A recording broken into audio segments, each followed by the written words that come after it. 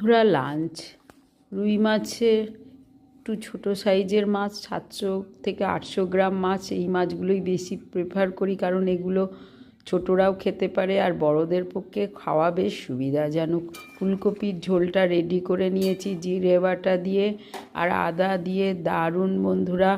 গরমে দিনে তো সবসময় হালকা খাওয়া হয়, শীতের দিনে ফুলকপি তো দারুণ টেস্টি লাগে।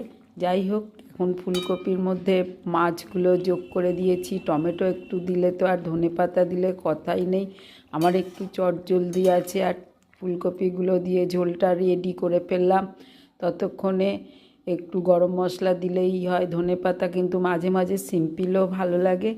সেক্ষেত্রে থালিতে আজকে আমার দেখুন মেথি শাক ভাজা, আলু দিয়ে মূলো কুচানো, ছোট ছোট মাছ একটু ভাজা করে নিয়েছি, ফুলকপি মাছে ঝোল। লেজাটা কেউ খেতে চায় না, কাটার জন্য আমাকেই গিলতে হয়।